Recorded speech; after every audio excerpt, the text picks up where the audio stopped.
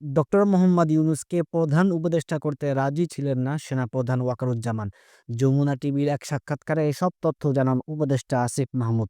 সেনাপ্রধানের দিক থেকে মূল ভেটোটা ছিল যে ডক্টর মোহাম্মদ ইউনূস কেন, why not any other person. Doctor Mohammad ইউনূসের নামে মামলা আছে, তিনি একজন কনভিক্টেড পার্সন। একজন কনভিক্টেড পার্সন আসলে কিভাবে একটা দেশের প্রধান উপদেষ্টা হতে পারে? আওয়ামী লীগ একটা লোককে একেবারেই দেখতে পাচ্ছে না, এবং বাংলাদেশে তো আলটিমেটলি 30-40% পিপল আওয়ামী লীগকে সাপোর্ট করে। এই 30-40% পিপলের মতামতের বিরুদ্ধে গিয়ে একটা লোককে প্রধান উপদেষ্টা করা উচিত? সেনাপ্রধান লাস্ট আমাদেরকে বলেছিল যে আমি বুকে পাথর চাপা দিয়ে এই সিদ্ধান্তটা মেনে নিচ্ছি। অনেকে মন্তব্য করছেন, এখনও আওয়ামী লীগেরই কাজ করছেন সেনাপ্রধান ওয়াকারুজ্জামান।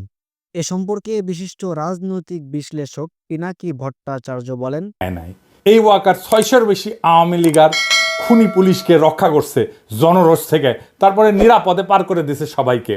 আয়নাঘরগুলোর এভিডেন্স ধ্বংস করছে ওয়াকার নিজে।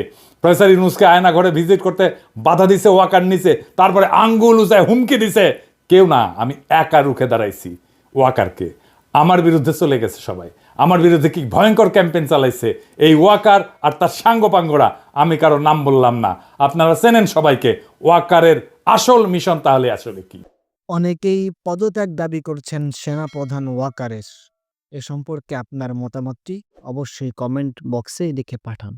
দর্শক শ্রোতা, আপনারা এতক্ষণ দেখছিলেন নিউজ 35।